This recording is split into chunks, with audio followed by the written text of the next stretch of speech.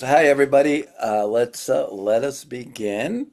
My name is Phil Valentine. Good to see you, Virginia, Ed, Kristen, and Jay. We're gonna have a smaller crew today.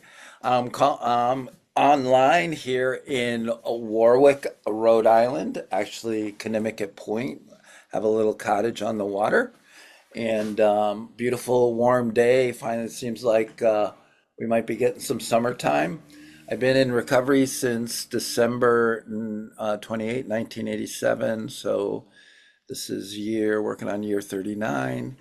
Used to work at CCAR for 25 years, and now we're doing an online meeting called Coaching for Coaches. Um, and today, I would like to hear from, and you guys, with a smaller group, I'm going to ask you to all participate because these are going into the archive for people to access, future coaches and facilitators. And we had done this one before, but we lost or the recording didn't record or something, and it was on fear. So, my question for you is your introduction. Tell us who you are, where you're sitting, and describe the last time you were afraid. And so I will just kind of kick us off. A few days, well, it was last week. Last week, I went to early morning AA meeting, 8 o'clock. I've been going back to 12-step meetings now that Sandy and I are both retired. It's something we do together and thoroughly enjoying it. And I went over to Lowe's to buy some mulch to do some stuff around the house. And um, when I parked, pulled in, and there was a Subaru backed in, and I knew I was a little close because there's another thing like the carriage return was next, so I knew I was a little close to the Subaru, but the driver could get in no problem. There was nobody there and all that. So I paid for my stuff. I went out, and there were two grown-ups with two small boys, and they were raging at me and calling me the F bomb, you effing a-hole. How can you effing park like that? What the F is wrong with you? And I was started to get afraid that they were so rageful because literally all the drive, we can't get our fucking kids in the car. What the hell is wrong with you? And I was thinking to myself, well, if one of you just got in the car and pulled forward 5 feet, you could have no problem. But instead of getting rageful, and I was a little afraid about sometimes when people are that angry, I do get a little afraid. And so I just looked at like the woman who was like joining her husband, screaming at me. I just said, I'm sorry. It was not my intent. I'm sorry.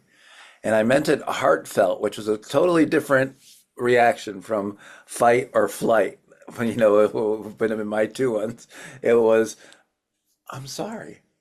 And she backed off, but the husband was like, rah, rah, rah. So I just pulled forward so they could get their kids in the car. And I did the loop because I had to go back around and I had to go get the mulch and throw it in the back. But he swung around the other way and drove at me like in this little parking area, just hit the gas and missed me by like this much, purple faced and raged. And as he drove by, and I was like, man, trying to take that off, it's a little afraid that I didn't know, but I was also grateful that I didn't have to live that way anymore. And I felt bad for the two little boys. I mean, like growing up in that environment, what is their future going to be like? What did their parents just show them? That somebody parks like 2 feet away from them and makes it a little inconvenient that it's okay to fly off the handle. But anyway, so that was me. So your name, where you're sitting, and when was the last time you might have been afraid? Anybody like to go first? So, this is like a recorded thing, and uh, this is going to be on there forever in the digital world. So the more you guys participate, the better off we'll be. I need all your help, please. Thank you, Ed. I can always count on you, and Kristen. Appreciate it. You're welcome. Oh my gosh, fear, fear, fear, fear, fear. I was afraid to go first. That's a good one. Mine was last week.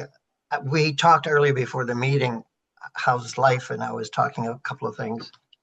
I was having this procedure done last Wednesday uh, with a kidney stone, and why do they have to put me under anesthesia, general anesthesia? Right. For some reason, that I was okay. And then I was thinking, well, maybe I should have just suffer and do the pain thing and not have the procedure because for some reason it just hit me that I will become unconscious, which means I'm literally just turning over my care and my life into the hands of an anesthesiologist, my doctor, and a few other people who are monitoring me and everything else. If I was in my early 40s and things, that's fine. When you're in your 70s, it's like, whoa, what's this I'm reading about people who don't come out of anesthesia in a simple, normal way? And for some reason, I believe I was one of those in that moment. And that fear just gripped me. It also just reminded me of how, as a human, how reluctant I am sometimes to let go of things that I really kind of sometimes have to take ownership of things that I am not responsible for. So, Yeah, thank you, Ed. Great example. Kristen, hi. Here we go. I pressed unmute, but it didn't unmute. Good morning, guys. Hmm? So I'm in New Haven today. So just recently, like my schedule has changed where I am in fact that floating coordinator. Um, so it's interesting. So recently, like I had a huge barrier that I've never really felt before. I was afraid I was not going to make it to my son's high school graduation. Ooh. Yeah. So, and I've bragged about my son and because it incorporates like traveling, right? So I made sure even when I took on like the new position, like, hey, I'm going to be gone this block of time, right? Because I mean, I was even afraid with getting a new job, like putting that out there because sometimes jobs can be like, you know what, you're asking time off. No, it's like, forget it. And that wasn't the case, obviously. I'm here. um, but like financially, I've had a couple like other, outside things going on that I was so afraid that I was going to miss this. And this is one of those things that like growing up, I was a distant parent, I was an absent parent, right? Like um in my early years of recovery, but also like obviously when I was active, like I missed the moving up ceremonies for, kindergarten and every grade that he's been in kind of deal, award ceremonies. I haven't been there. So like high school graduation was like the big have to be there. Um, so it was very last minute, but like again, like I was able to actually get that. Um, I am able to go. Right. Like things works out. Like I had to have faith that like everything's gonna work out as it's supposed to. And not, I mean, now I'm afraid of just getting on a plane, but I hate flying. That's a whole nother, but I have the motivation to get there, right? So like, I'll make it.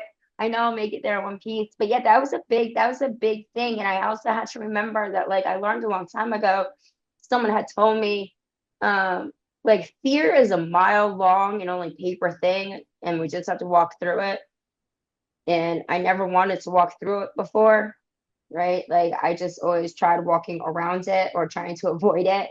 Hmm. And sometimes it's facing it and like walking through it, like things work out even better in the outcome, right? So I'm Yeah. pleased to say that I am going to make it to his graduation and I'm going to go enjoy the hot Florida weather, which I'm getting a taste of right now. Hmm. But yeah, it's just using those coping skills. I think just having the faith that like whatever's supposed to be is going to be. you know.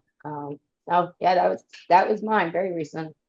Good example, Kristen. Thank you. Who else?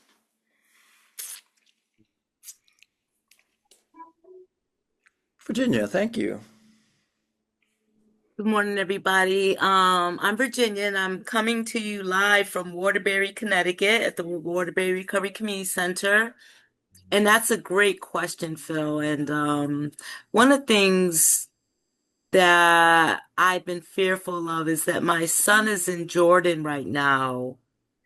Um, so I am in constant fear for my son's safety, and I'm powerless. Like, and that is.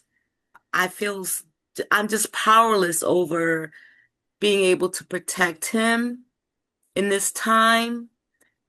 He signed up for the military, and this is his call of duty, but I can't protect him in any way.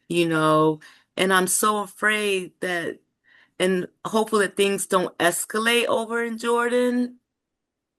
But yeah, that's what I've been dealing with. For a year now.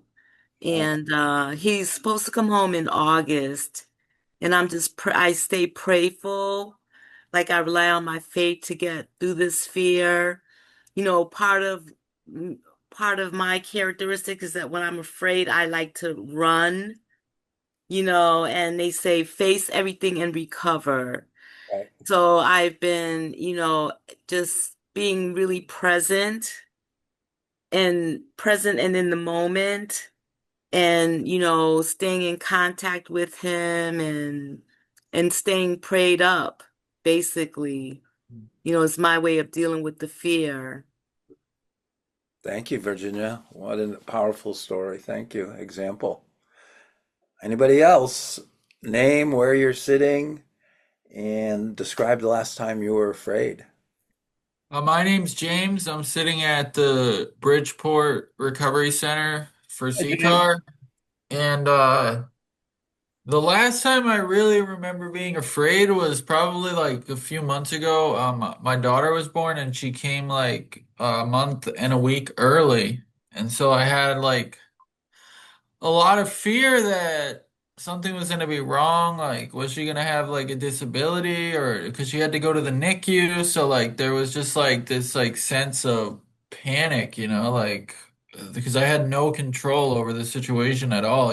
So it's like I prayed about it.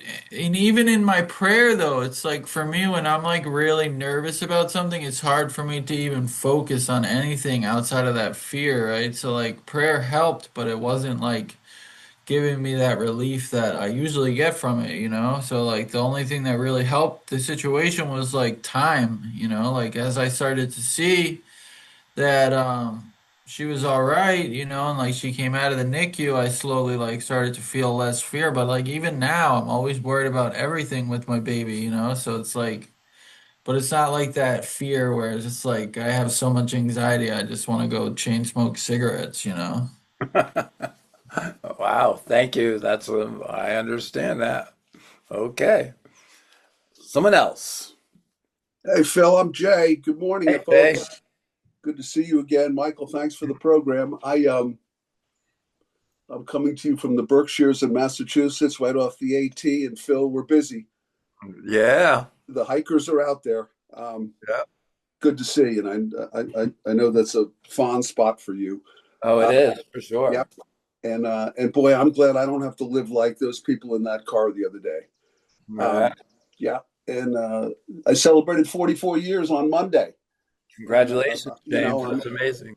I'm not a I'm Okay. I'm not fishing for congrats, but your topic on fear is I was in the ER a couple of weeks a week or so ago. I have a heart condition, and anytime the chest gets tight and this and that, I got to pay attention, and I think what that's really all about now is that um,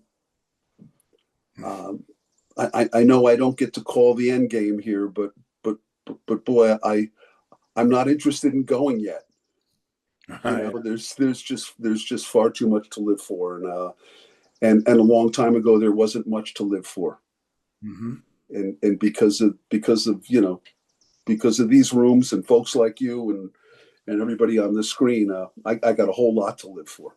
Hmm. Really good to be here this morning. Thanks. Thank you, Jay. Barry, are you like busy on the phone? Come on, Barry. Hey, good morning. Yeah, I am a little busy, but I got a minute. I don't know. I'm at Hartford Recovery Center in Hartford, Connecticut.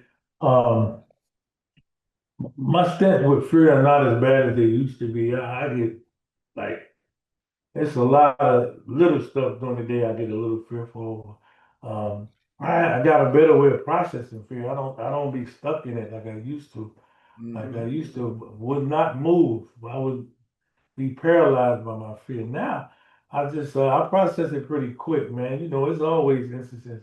I'm in Hartford a lot, so it's always stuff I run into that's fearful. You know what I mean? People, conversations. You know, it's stuff that happens, and just because it happens so regularly, it doesn't affect me as much as it used to.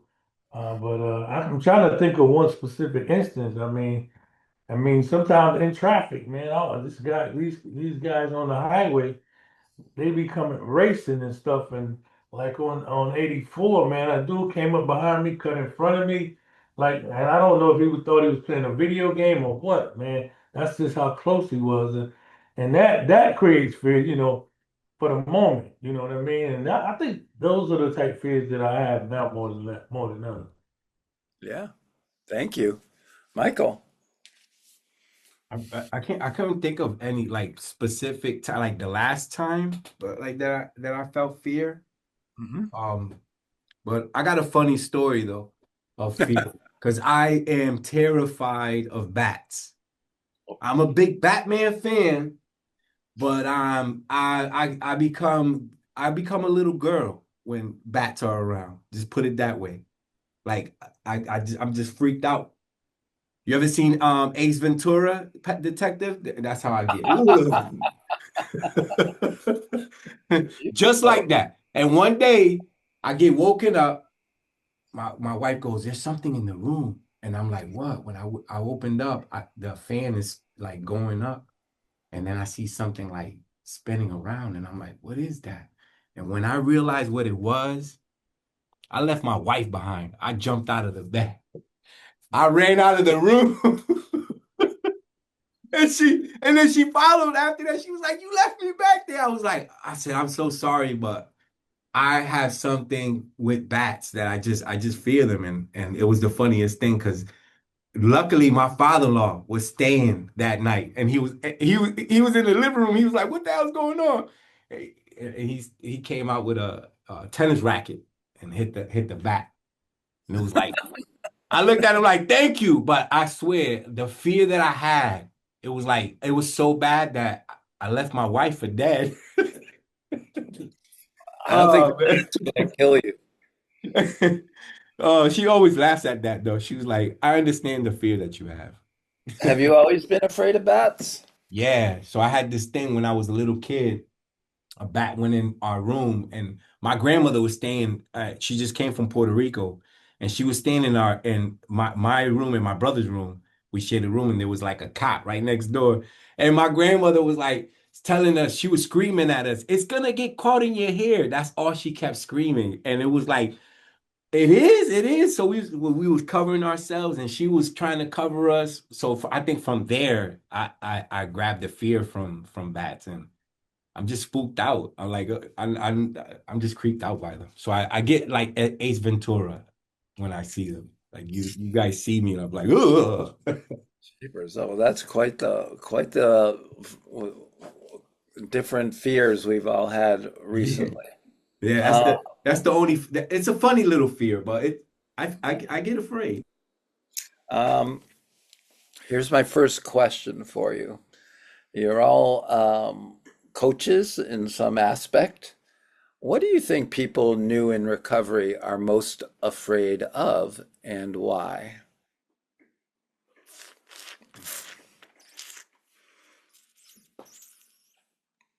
I'm sorry, Phil. Can you just quickly repeat that question for What do us? you think? Yep. What do you think people new in recovery are most afraid of and why?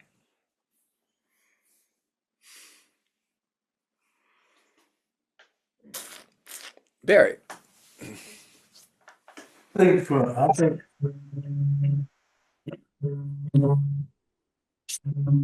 a lot of it has changed. Um, people like if you lived a certain way for a long period of time, whether it worked or it didn't work, it's hard. It's really a lot of fear when it comes to change and doing something that's unknown to you. Like sometimes I know for me, man, recovery was something I knew nothing about. And I didn't think that I would ever be able to not hang with the people I hang and not, not be distorted, have that distorted thinking. And when you come new in recovery, and somebody tells you you have to trust somebody. Hmm. You have to trust that what these people are telling you is it may work for you. And I think that's a big fear, and thinking that they'll be accepted, thinking that I'll be accepted. Because a lot of the using a lot of this stuff was about being accepted. Now that I'm gonna do something different, am I gonna be accepted? So I think a lot of that comes into play and it's just a change and the different trying to live differently and to live without using whatever you was using. All right. I don't Yeah, so you gave me four: fear of change, the unknown, trust, and being accepted. All right, good. Thank you. Kristen. I think I know for me, and I know I still recognize it in some that kind of encompass like all of what like Barry even just suggested. It's just like living, right? Like the fear of actually living and not surviving, Hmm. right? That change into like succeed, right? Like we're afraid of success Hmm. when we first, I think, come into recovery. I know that still sometimes is a challenge, even for me, and I think long term. So yeah, change like the fear of living. Got it. Thank you. And succeeding. Yeah, I can relate to that. Virginia. Yeah, I'm thinking about when I first got into recovery and it was the what ifs.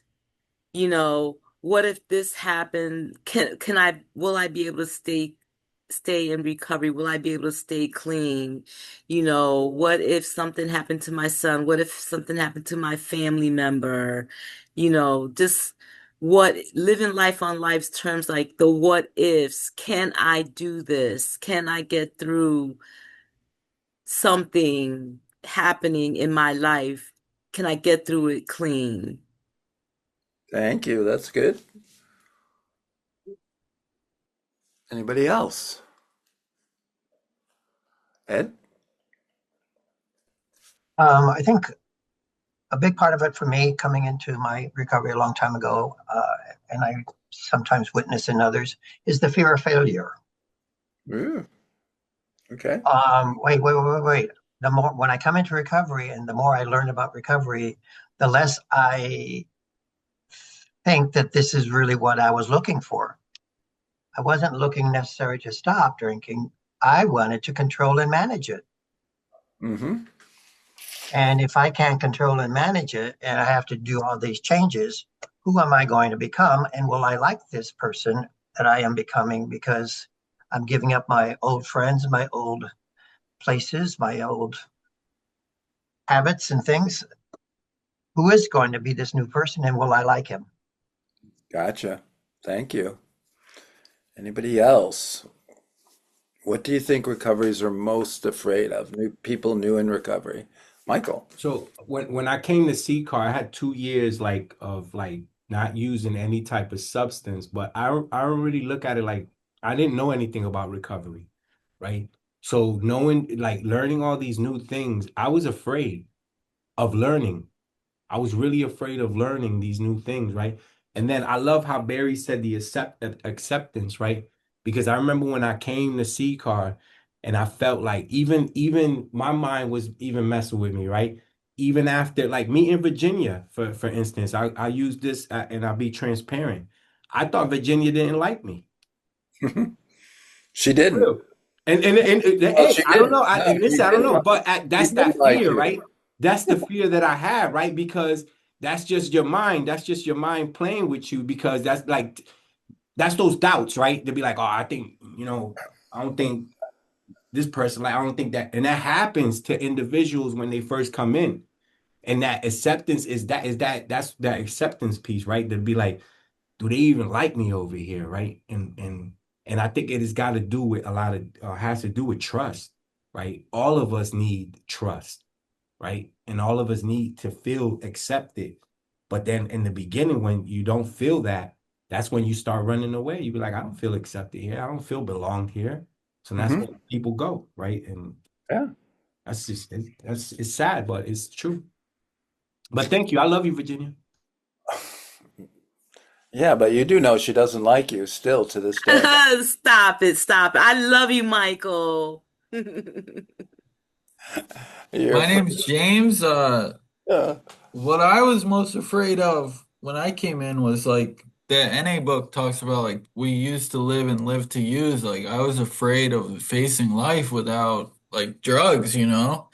My biggest fear was like something would happen and I would get upset because I didn't, or I would be happy, right? Like I didn't know how to deal with any emotion, good or bad. So I had this fear about everything, you know, like, is something going to happen today? Am I going to be able to handle today? Like, what am I going to do when I have anxiety? Like, my life had become so compressed down that like the only thing I really cared about was getting heroin and Xanax, and if I had that, I was all right. So like it just had a whole bunch of new challenges, you know. Like I could completely relate with like what Michael was just saying. Like I had this constant like insecurity, right? That like nobody likes me, nobody wants me around, and the drugs like really quieted that down, you know. Like I still thought nobody liked me, but I didn't give a shit, you know, like because I could just get high. But when I came into sobriety, I had to like learn how to deal with all of these new emotions, and that was probably what I was most afraid of was like having to face it without any drugs. So fear. So I heard fear of life without drugs, but for you is also fear of facing your emotions or For dealing with sure. dealing Yeah, with. definitely. And isn't that funny that fear of dealing with emotions, but fear is an emotion. Right, for sure, I would deal definitely. with my fear, but not the other ones. Okay, gotcha. Yeah, we are a strange lot, aren't we? How do you find out what your recovery is most afraid of?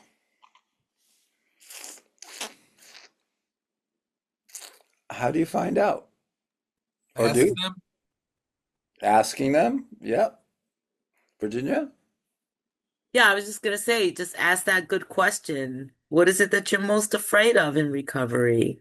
Hmm. Okay. Um, what are some techniques that you've used or can be used to alleviate fear?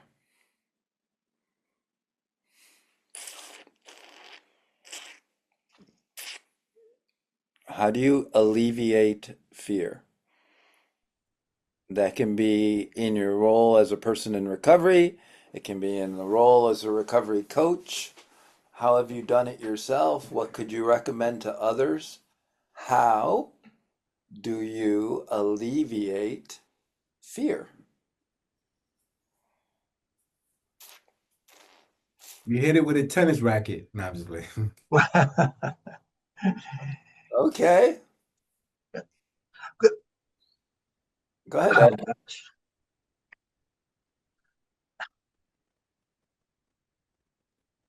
I think having a conversation with individuals, right? Um, and holding that space, right? Just holding that space. First of all, it starts with that, I believe. Okay, Ed. picking up on Michael's having a conversation with the individual, I would also kind of ask them of to describe the feeling of their fear to help them better understand what they can control and what they cannot control. So they're going to begin to understand a little bit about acceptance, um, where where they can impact certain things and where they have no impact on. And then we probably would lead to a conversation of hope and trust in things. So that would be a long drawn out process. I don't think that happens very quickly at all. Okay, let me just go down a little bit of a rabbit hole. Um, is there a, how would you know you were crossing the line of a coach as opposed to a counselor when you started asking about those kinds of things? I would help them try to identify if they have fears Yeah, and what those fears might be, okay. and let them lead the conversation and me following the conversation to support their beliefs and their directions. Gotcha. All right. No, I don't want to step on the clinical side of. Well, I just, Uh, I think when we start talking about, fear with a recovery, we're dancing around that edge. So I just wanted to see, Gotcha. yeah, Oh, I we talked understand. about it. That's all. Thank Barry, you. yeah. I think for me, when I'm doing recovery, I think I listen and I look for reactions. You know, I don't know. It's something about with fear and most reactions. It shows on your face or how you answer a question or how you talk to someone. So I pretty much listen and I try to fill out the reaction. And you can sense when somebody's apprehensive or they have a little bit of fear. And you design a question to try to make them comfortable with, and see if they'll tell you that they fear. So if they don't, then they won't. That's okay. But a lot of times, especially with recoveries, and then what I do is I can tell them that there's a point in time when I was afraid, Yeah. and being in a situation they were and I without even like telling them exactly what they're saying, but I'll tell them I was afraid at the beginning of my recovery. I was afraid of this, and then and I give them a little bit of comfort, and then they get a little comfortable, and maybe they'll tell you. But I Hmm. usually look at the reaction. I mean, I've, we work in the emergency department. I've seen, I worked with this guy not, well, maybe last year. Uh, he was talking about he wanted to go to detox and he wanted all this. And I said, okay. So once we start screening, we start screening, you could see the look on his face. And then he said, do they mean right now? And Right. his whole expression changed. Like he Yeah. was he was eager, but his whole expression changed, and I could tell that he all of a sudden he had some fear about maybe having to make that change right now. So I think I look for reactions how I identify the fear. All right. So continue that story. You saw that he was afraid and didn't want to go. What happened next? What did you do? So what I did was we ended the call with the treatment facility. I gave him some resources. And I told him to let me know if you decide you want to go. Okay, so you kind of let it up to him to deal with it. Yeah, Did he because end up because did he end up I, going?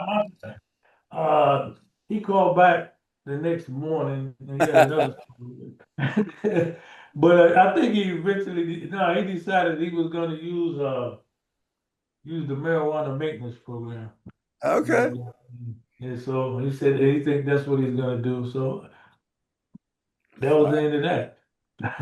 right. Virginia. Yeah, I like what Barry was saying about, using yourself as an example to kind of normalize fear, like letting the recovery know that you're not alone, you're not unique, you're not the only one who's ever felt fear about a specific aspect of this recovery thing, right? And letting them know, being very transparent. I was afraid of something very similar. And this is what I used or share my own personal experience on how I got over the situation and got to the other side. I think that fear can be, this big gorilla of unknownness, but we can minimize it by sharing the experience of fear and knowing that you're not alone, you're not unique. this is kind of normal to have these kinds of fears, but this is how we can get through it and get to the other side of it clean and sober and in recovery, using recovery tools. Hmm. I think also finding out what specifically the fear is based on, is important because that's where I think that I can get kind of off track if I'm going down that rabbit hole of being a counselor when I'm trying to address a fear that's better addressed in therapy.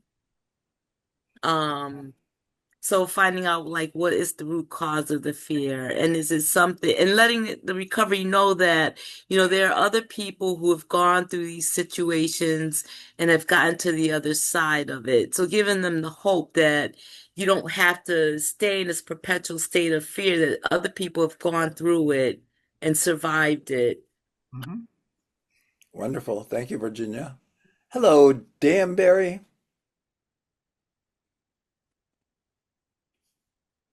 For some reason, we can't hear you, but I'm not sure why.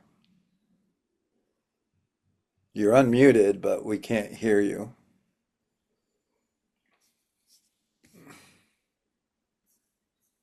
Can you hear me now?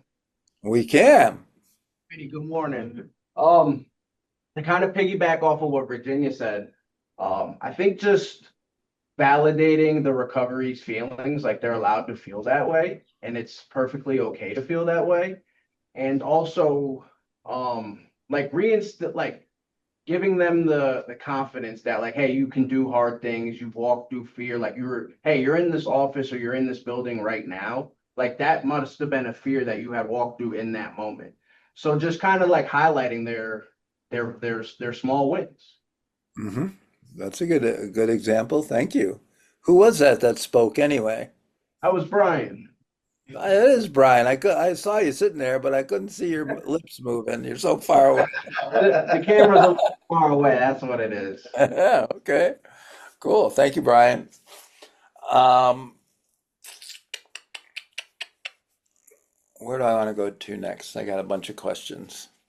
So, as a recovery coach, since this is coaching for coaches, what do you fear about practicing coaching, if anything? What do you fear?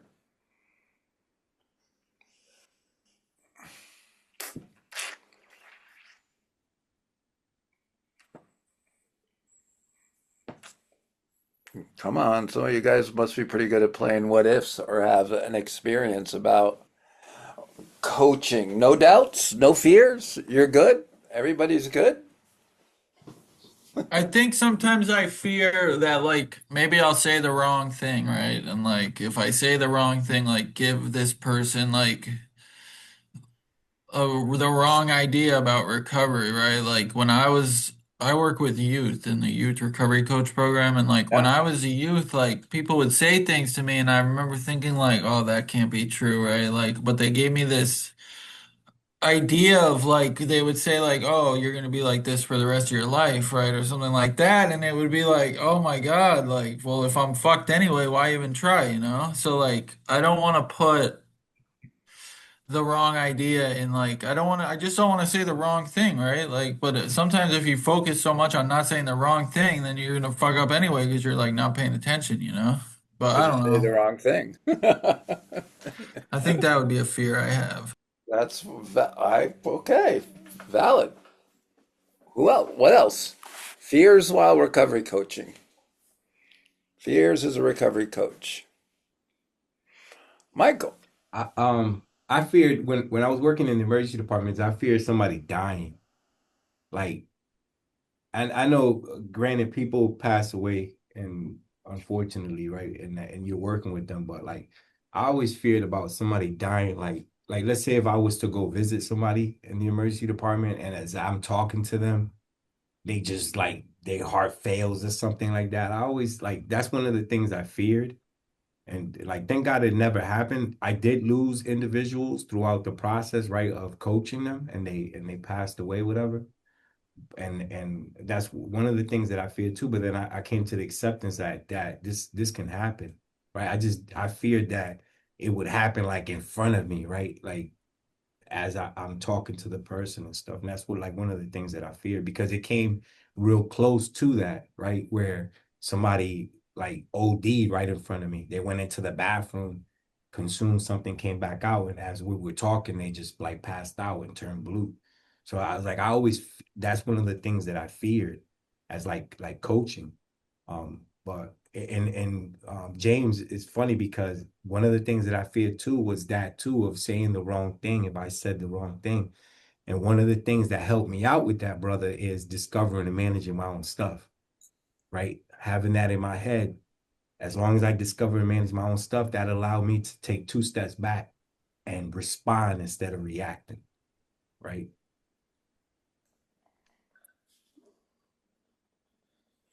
Thank you. Ed. Oh gosh,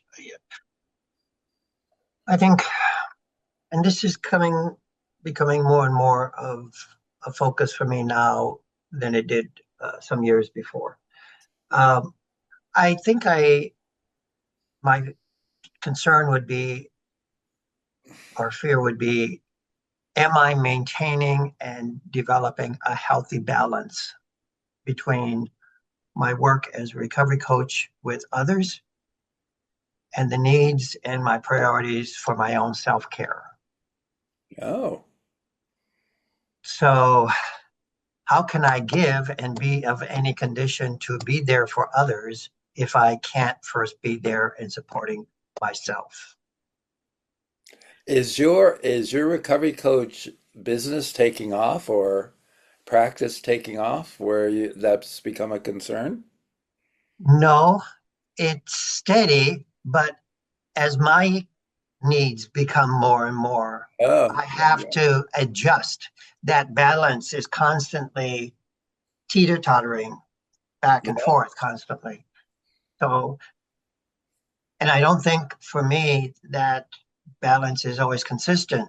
It fluctuates over years, months, time of year, focus, Yeah, whatever's going on in the world, etc. you're raising a very a valid point, the need for self-care. And so tell me, but we're talking about fear. What is the worst case scenario for you in that scenario? What are you afraid of?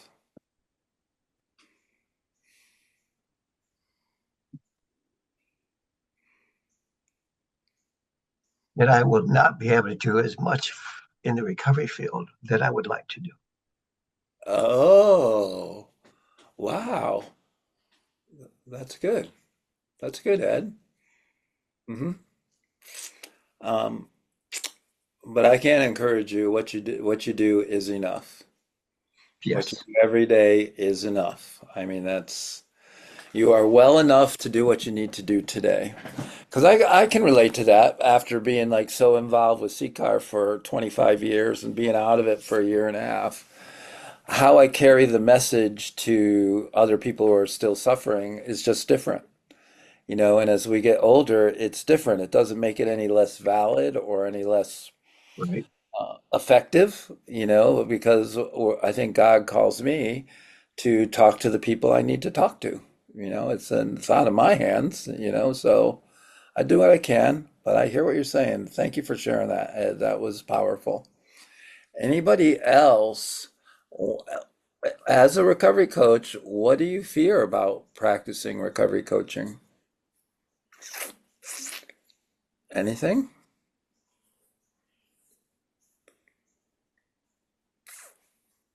I think for me, I still have like that I need to know everything. So like when I don't know, it's just getting comfortable in that space because I need to be the problem solver. I need to have all the answers, which I don't. hmm So like the more that happens and the more I just get comfortable not knowing the answers, but trying to help navigate it. Amen. hmm That's valid. I think, what do I fear? Um, I used to fear like a couple different types of recoveries, like the really angry recovery. I'm not afraid of that anymore, but somebody that, like the purple rage, people driving the Subaru with the kids in the back. They scared me a little because I wasn't expecting it, but I don't really fear them if I was like recovery coach thing. Maybe it's the sultry blonde-haired, blue-eyed recovery female, something like that. And I say that my wife just walked in, so, perfect timing. She goes, she goes, what's he talking about there? Um, uh, and then, uh, and then the one that irritates me is the one that's apathetic, that doesn't care about recovery, doesn't want to do anything, doesn't, I still have yet to figure out how to work, motivate somebody that doesn't want to be motivated. It's just like, that's a tough one for me.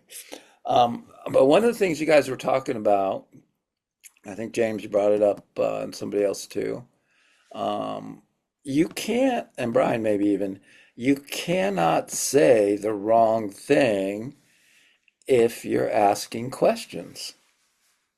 You can't do it.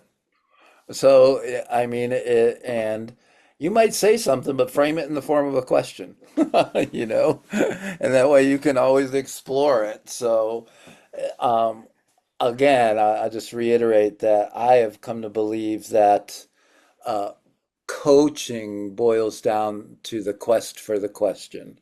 It is the quest for the question. So if you can ask the right question and get people engaged and curious about recovery and thinking about themselves and how they can best explore it, that's the best way. And that's the way I avoid fear in a given situation because I'm searching for the question. If I'm talking with somebody, I'm just kind of saying, okay, yeah, yeah, that makes sense. What can I ask? And I think I model it here and there when we're doing this. Now, here's the question that for everybody, and I've touched on it, but I still didn't get any really good responses or any, and I haven't been real clear with the question until now, is um, when you are fearful, what do you do? How do you alleviate your own fear? Or do you? What do you do?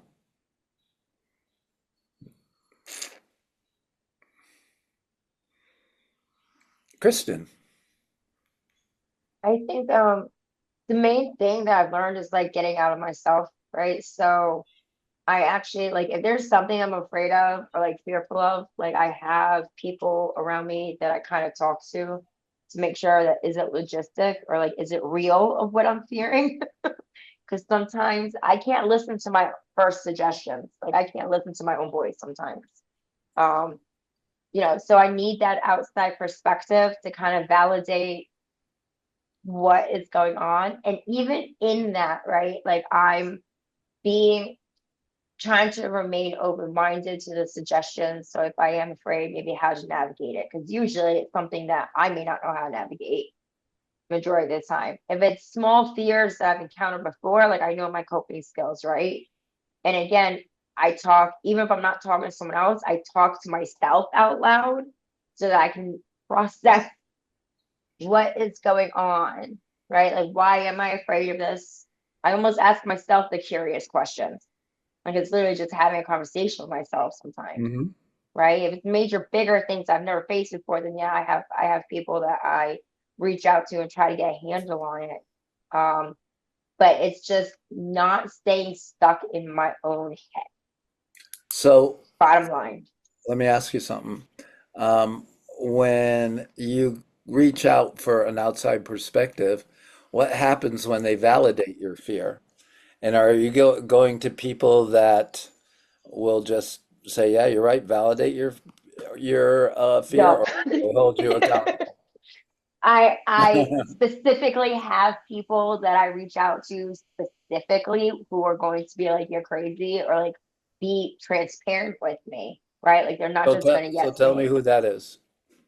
I have a sponsor that I reach out to. I also A- have two Good. of my friends that are in long-term recovery that have known me Yeah. since first days of getting in recovery, so they like know Wonderful. me, right? But they also are people who have navigated this journey Hmm. longer than me. So they're Okay. predecessors, right? Nice. Or people who even I know have maybe gone through this barrier and they've overcome it. Okay, so how help me? Like asking for help Right. sometimes. Oh, so that's a good one. Asking for help. So, can I put you on the spot one more time? Sure. Um, do you have a specific example of of a situation, how you were feeling, and then how you were feeling after you talked to one of these people? Do you have a recent example? Yeah, when I got my first apartment a year ago, Okay. I've never lived on my own before. I'm So 40 tell us years, about it. So what were you 40 feeling? something years Yeah. old, and I've never lived on my own, right? Uh-huh. I've always depended on other people, or I've depended on, what have you, but I've never been in a space by myself. And I knew I was at a point in my life where I was comfortable with myself being alone, but I still needed help navigating how to budget my money specifically better, right? Like I'm not in a sober house anymore. I need to know how to budget better. There are fears like that where once I overcame those barriers, I felt relief, Yeah. right? Like, so now navigating through, and even if and I'll be transparent, like I fell behind on some of my finances earlier this year, right? So, and I think I may have given this example out maybe one other time that, like, right, I've had a fear that I hit a financial bump earlier this year because of income. But instead of fearing the impending doom, because I knew how to navigate when I first got this apartment, and I'm not perfect. Like I still ask for guidance, but I'm not. I know to be in a solution today, so I'm not fearing eviction, Hmm. right? Like I'm able to navigate and budget my money to be able to have resolution and not be. I'm not in fear right now. Hmm. Healthy fear, but I'm not in that impending doom, exaggerated mountain out of molehill fear that I was when I first lived on my own. Yeah, when I I was hear over. that, yeah, when I hear you talk, I hear that you weren't really confident about doing this, but you grew in confidence, and you're Yes. still growing in confidence, which is kind of Yeah, the opposite absolutely. of fear. Yeah, good. Mhm. Thank you for that, Kristen. I You're welcome. appreciate you letting me ask you those questions and you responding very much. Barry. I pray when I get fearful. I pray, and then I ask myself some questions. Um, is there anything I could do about it? If there's nothing I can do about it, who can I get some help to do something about it? I try to get in a solution or whatever the fear is. Cause most of the times when I get in when I panic and I get in overwhelming fear, most of the things I'm fearful of it's not even real. It's like my projection of no, my projection of what's gonna happen. None of it's happened. I just projected some stuff that's gonna happen, and I have to pray and slow down Mhm. and get in the right frame of mind and then try to process. And, is it something valid? Do I need to take some action, or do I need not to do anything, or is it just my imagination? Because Mhm. sometimes a lot of the fears is my imagination just going crazy. So that's what I do when I get fearful. I definitely I ask for help. So I'm going to ask you something pretty directly. When you're fearful, what does a prayer sound like for you? Help. I can't get any more simple than that. There you Help. go. Help. Yeah, okay. Yeah. Nah, that's pretty much what it sounds like. That's Help. good. I love it. Thank you, Jay. Yeah, thanks, guys. And Barry, that was great help. Yeah. Well. So much of my fear is wrapped around projection, and Hmm. it's really I I I need help coming back to the moment, and I love that Kristen said, I got to ask for help. I cannot go this alone. Hmm. You know, I'm here forever, but boy, oh boy, it's um, the same tools that applied day one apply today. And when I get way out in front, um, I'm in a world of hurt, and that 8 to 10 to 12 hour waking time, because I'm older now, um, it can seem like forever. And boy, it's been a lot of um, fits and starts on trying to turn it around for myself. And so when I'm working with dudes, the same kind of questions apply. You know, are we 3 weeks from today, or are we today? Hmm. And if we're 3 weeks from today, then then we've got some work to do. Hmm. And I love the fact that you opened up this session today with talking about what you were afraid of, and all of a sudden, the doors open for the rest of us. Hmm. And I think that's it's been my experience that when I share a little bit of mine, um, people are no longer apprehensive to share a little bit of theirs, Right. and that's been that give and take that I'm just so grateful for. Still a Yeah. lot of work though. Thanks. Oh, yeah. Thank you. Anybody else? How do you alleviate fear? In some places, it's called like fear is a heightened state of anxiety. How do you soothe that anxiety? What are some things you do? Ed. Oh gosh. Um, to be honest, I usually spend a day or so isolating and just spinning it in my head. And then usually I will reach out and make a couple of phone calls because I'm in long-term recovery. It'll probably be a mentor or a Hmm. sponsor who probably knows me better than anyone else in the world, including my family. And then the second call is, and he'll ask, "Have you talked with your sister yet?" And I said, "No." He says, "Well, give her a call." Usually when we end the conversation. And I usually follow up with a call to my oldest sibling, my sister. And between those conversations, I am often reminded something I learned a long time ago that I often forget in my personal life. As a recovery coach, the first thing I was always told, stay in your lane, stay in your role. Hmm. But when fear comes in, I suddenly I suddenly promote myself to Chief Operating Officer of Results. And I am supposed to be controlling what's going to happen. And my fear is my inability to control what's happening. Okay. Between my sponsor and between my sister, who will celebrate 75 years as a Catholic nun this June. Hmm. Wow. She has been practicing acceptance her entire friggin' life, Hmm. who is so helpful in asking me certain questions to help realign my thinking that I'm not in charge of results. I just always need to better show up and take the next right action.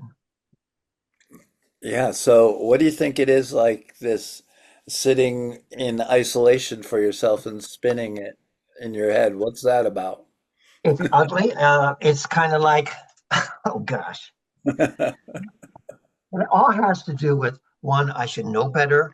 I'm a recovery coach. I'm this, I'm this. That pride, that ego that always comes bubbling up with the fear. Hmm. Yes. And Yeah. then when I get sick and tired of it enough, I Hmm. reach for the phone. The phone Right. doesn't seem to be so heavy. Right. Gotcha. Thank you. Um, I think we talk about boundaries and being open to the outcomes and not attached to them. And Mhm. um, um, I heard in an AA meeting recently, well, I heard it several times, and I don't recall ever hearing it, before. It's this new Rhode Island version of AA that's kind of got me intrigued. But they say there's my business and none of my business. So there, there's just two types of businesses. My business and none of my business, and that's really talking exactly about acceptance, right? Yes. Okay, it's that's not my business. What you do with it is not up to me. All I can do is carry the message, right? What are some other ways? So far I have, um, for alleviating fear is get an outside perspective, talk myself through it, ask for help, pray. Anything else about, isolate for a while, like it says, maybe stew in it for a little bit, the fear. How do you, I mean, we know that fear, I've seen it in everything you asked and what I asked, that fear is a big part of addiction, right? There's a lot of fear in it, there's a lot of anxiety, there's a lot of it in early recovery. How do we get to the place, how do we soothe or alleviate our fear? How do we do it? Anybody in Danbury have any thoughts about Brian? You got anything in Danbury about alleviating fear? I got a volunteer here. Nice. How you doing, sir? Good. My name is Robbie. Hi, Robbie. Ronnie. Ronnie with an N. Uh, Gotcha. N-I-E, Ronnie. Mm-hmm. Robbie, anyway. But yeah, how you get rid of your fear? How you, with the word alleviate. How you do that? You know what I'm saying? It's frozen again. No, we're still on. But, how you do that? How you get rid of your fears? Um, I mean, me myself, my biggest fear is rejection. I don't do well with that. You know what I'm saying? I don't do well with that, and um, there have been times where I get rejected, you know what I'm saying? And instead of me calling somebody or picking up helping using my support system, some reason I just couldn't do that. You know what I'm saying? I would, knowing that what I'm going to do is wrong, but then again, I sit there and I contemplate about, what to do. I know that that's the wrong thing to do, but that's what I'm familiar with for many years, I like what Christian said, I want to piggyback that, what I'm saying about living on your own. I always depend on other people to do things for me. You know what I'm saying? Mm-hmm.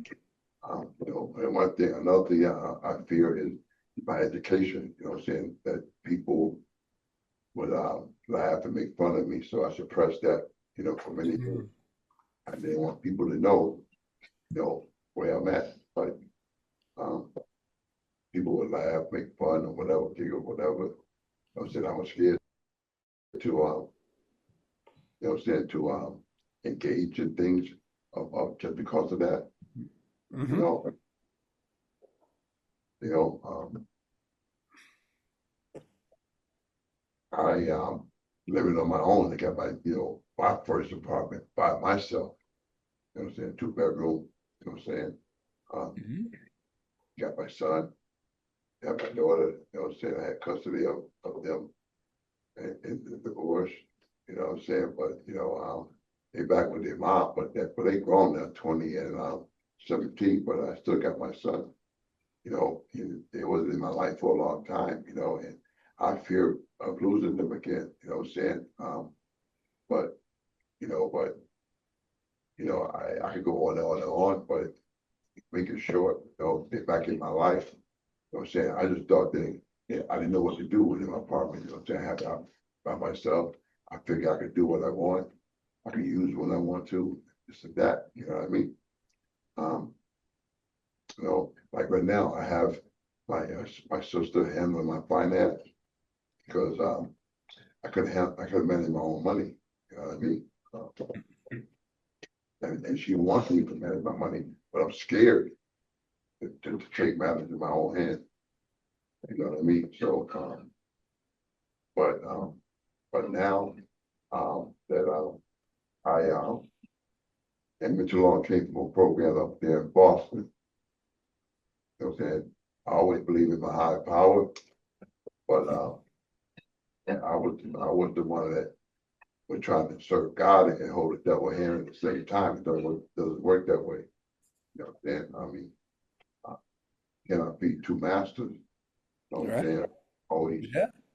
chose the devil, and I only pull God out when I needed him. You know what I mean? But I feel like I always believe in my heart in my higher power. You know what I mean? But I feel like he has a plan for everyone. You know, he gives everybody uh, a gift. Some people see their gifts, some people don't. I see mine, but I know he used it for his purpose.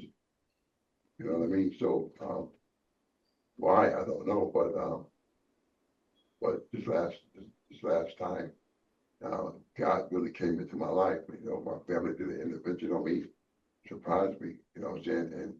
And with that intervention, you know what I'm saying, I went and did what I needed to do. You know what I'm saying? And I felt God come into my life. I felt him saying, change me when I was there. You know, my pastor told me, I think need to do a reset, a mindset. You know, I was one way. You know, I didn't want nobody telling me what to do. I want to control my own life, but I know that I can't do that right now. I know that, and I need need somebody like my higher power to come in. You know what I mean? Um, you know, it seemed like somebody turned the light bulb on. You know, in my life. You know, I see things differently right now. You know, and I'm happy. I'm not afraid to put out there anymore about my education. You know, I'm not afraid. I'm not afraid anymore. And now Yeah. I want Thank you. Thank you. That's a awesome story. I appreciate everything you just said. Continue, my friend. Well said. Barry. Yeah, I think how I alleviate fear is it a lot of times it's been over time and experiences. Like, things that I was fearful of, I was able to try and I started to develop a little faith and a little confidence that I could get once I got through them one time, then maybe I could get through them again. And the more and more I was able to do that, the less fear I had of it. I remember, okay, you take something simple as speaking at the first AA meeting or something. And the first time I raised my hand, I was like crazy nervous. And Yeah. then the more I did it, the more I started to be more comfortable with it. And I wasn't as fearful. And it's been like that with a lot of other stuff in my life. Like, the more I walk through it and I realize that it ain't gonna kill me, then I'm less fearful, and I think it takes time. So a lot of times it takes time for me not to be fearful of certain situations. You know what I mean? Still, Mhm. like in certain venues, if I got to speak in front of a lot of people, I still have a lot of fear in the beginning, but it's not as bad as it was like that first time. So I think that time and experiences help me alleviate fear. Yeah. So you guys, kind of what we wrap up on is, and the last two, Barry and I think it's Rodney or Roddy or um, uh, Ronnie, double N. yeah, that's what I said at the end. Okay, Rodney, got it. And you talked about something that's the opposite of fear. What is the opposite of fear? Faith. Faith. So how if and I can say that for me, I had so many fears. I was so full of social anxiety when I came in all those years ago. I have very little fear today. I don't walk around in fear much of anything. There's some things I don't want to do, and there's some situations where I might have a panic attack because, like the last time I had a little one was I was like in the Bushnell, which has really small seats, and I was squeezed in the middle of all these people, and I couldn't get out. I had one going through chemo about traveling on a couple two flights and all that, but that's since resolved too. I don't have that fear of traveling any, and that was a new one. So they come up now and then, but overall, I live a fear-free life for which I'm totally grateful. Um, I mean, I don't know if I'm going to go out in the kayak today. It's a little choppy. I have a healthy, like, respect for the ocean and stuff like that when it gets windy and rough, but I wouldn't know if it was fear. Um, so if we can come to some consensus that some type of faith is the opposite of fear, how do we talk to recoveries about faith? What does that mean to you? How do you talk to recoveries about faith? What does that mean to you? Anybody? Michael. I think that's the question to start with, right? What does faith mean to you? What's your Oh, definition of faith? it could be, and it's also even like, what does recovery look like for you, Yeah, right? yeah, yeah. One of the, yeah. Okay. Anybody else? Talk about the role of faith. I think they have to have a little hope before they can get any faith. I think you got to start with Ooh, hope. I think you got to start with hope first. okay. Start with some hope before you can have faith. Gotcha. Ed. I I might approach it with a question, a couple of questions, something like, what is it? What is the feelings that are generated by fear? I would also help them probably start to uh, approach their spirituality with gratitude, Hmm. things that they're grateful for. And then the other thing I would probably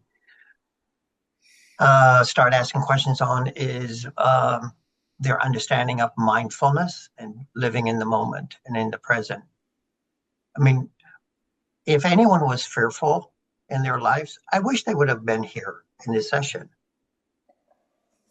because being in the moment and talking about it and sharing about it immediately tells me what, hello, all my fears, as much as I think they're the most important in the world, I'm not the only one going through this. So that's a good thing. Hmm. And then the second thing is uh, there's no way of escaping fears. Fears is the emotional human response to things. Yeah. But usually it's because something's about to happen or could happen that is in the future. If I can practice that mindfulness of where I am in this safe environment talking about it, I'm feeling pretty safe right now. Hmm. Yeah. Um, what we talked about is when we look at the four quadrants of wellness, Mm-hmm. spiritual, mental, emotional, and So, physical, we've been focusing mostly some on the mental, some on the emotional. We're getting a little bit into the spiritual. But one of the ways that I've discovered that many people alleviate fear is through some type of physical activity. You mm, know, that my son is an athletic trainer in Chicago, and he's in recovery. And the lifting weights, is kind of like if you know pushing through the using the fear as an energy, going for a long walk, going for a jog and a walk like Ed does. There's something that's a physical component to it as well. And I remember being fearful back in when I first had chemo treatment in 2010, my sponsor came over and I was just sitting on the couch trembling and could barely move. And he said, "Come on, let's go. Uh, I'm taking you out to lunch." And now I had a feeding tube and my throat was like raw. I couldn't eat anything, but I said, well, he said, well, then you're going to come watch me eat. I'm like, okay. So he dragged my ass out of the house, off the couch, and he brought me back. He goes, "Do you feel a little better now?" And I go, "Well, yeah, actually, I do. Thank you." He goes, "Move a muscle, change a thought." And it was just such a thing I'd heard 800 times, but he demonstrated it to us. So sometimes, when people are super anxious or something, I've had coaches tell me, "Hey, you want to go for a walk?" Or because they took their person for a walk just to kind of get that energy flowing and released out of them. And so that's just another thought I had about alleviating of fear. Sometimes I think of like, what do you do with a small child when they're fearful? Yeah, right, Michael? Hold them, hug them, sit with them, whatever. So there's a part of, I think, fear where we feel unprotected. And sometimes, it's not a role that's in the recovery coach, but sometimes we offer up I've been reading too much of this Brandon Sanderson, the Stormlight series, but you turn your spren into a shield, right? And protect the person or whatever, your spiritual energy, offer a little protection of some kind. And we do that in a lot of encouraging ways. I think encouragement alleviates, you know, uh, Kristen talked a lot about the department from being not confident to being confident and how techniques, questions we can ask and getting people to feel a little more confident, encouragement. Yeah, you can do that. You did this before, so let's just break this down into smaller steps like the Recovery Coach Academy. And smaller steps alleviates the fear out of an overwhelming large process, right? Well, what's the first step? And I guess one of the last things I'll say is like when I started the Appalachian Trail in 2015, and I was at the very beginning of it, and it was 2,189 miles away to Georgia, I was overcome with fear. Like the trail became too big. I'm standing in Georgia alone. I'm supposed to get it to Maine. Didn't even think I'd ever get to Connecticut, back all the way, walk past home. And I did exactly what Barry said. I prayed and I said, "God, help me. This is too big. I can't do it." And his word to me was, "Continue." And when he said continue, it was take the first step of what turned out to be over 5,500,000 steps, according to my iWatch. So it was one step out of 5,500,000. And then, 189 days later, I stood on top of Mount Katahdin, Maine, having completed it. But it all started with the first step, that first little thing, and alleviating the fear one step at a time. Anybody else have any closing thoughts as we wrap this up?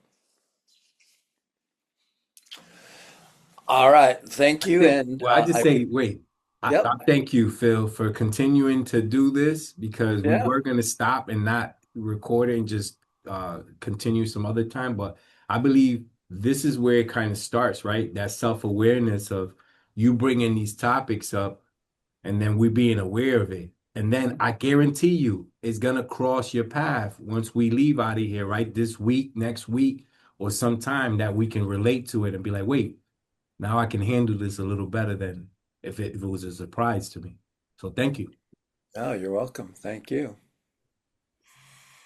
Thanks, guys. Thank you, Oh, guys. my dad's actually hiking the Appalachian Trail right now. He's in West Virginia, I think. He did the whole, he's doing the whole thing? Yeah, but he started in Georgia. Yeah, that's where I started. Nice. I don't think it goes through West Virginia, so he's probably in Virginia. Maybe. May, Or may, he yeah, might still be in Georgia, honestly. He started like 3 weeks ago. He's gone like 200 miles, I think he said. yeah. We'll So look that's for him in Massachusetts. Come on up. Georgia, For North sure. Carolina, then North Carolina, Tennessee. It Oh crisscrosses. yeah. Oh, so he's not in Virginia then. He must still be probably he's either in the Carolinas or still in Georgia. Yeah, North Carolina and Tennessee, probably. Yeah. Something in that area. What Phil, does he have James, does he have a trail name? Timber Jim. Timber Jim. All right. I was, Nice. ri- I was right Yeah. click on the trail. Right click. Nice. Yeah, yeah. Did you do it solo? I've started alone, but you end up with people. Yeah, Yeah. that's what he said. He has like a whole group now. My book should be somewhere in those centers. Oh, Continue, really? Oh, that's continue to right awesome. click on the Appalachian Trail. Yeah. Bill, how many Sick. days? 189. That's Nice. Nice. wow. Yeah, I find it impressive because I can't believe I did it. Right? Like, who was that guy? How did that happen? So when did you start? March 19th, 2015. Yeah. Nice. Yeah. That's And when awesome. did Yeah. you finish? September 23rd, 2015. Wow. That's Beautiful. awesome, man. Yeah. Unbelievable. Well, I'll see you guys next month. I gotta get ready for a meeting. All right. All Take right, care. Bye, Thanks, Thanks, guys. guys. thanks so everybody. much, man. All right. Appreciate it, Michael. Yeah, Appreciate it. thank you so Welcome, much, Jay. Bill, Michael, Take and care. thanks, Phil. take care, Ed. Thanks, guys. Take care. Thank you. Be well, buddy. Right. You too.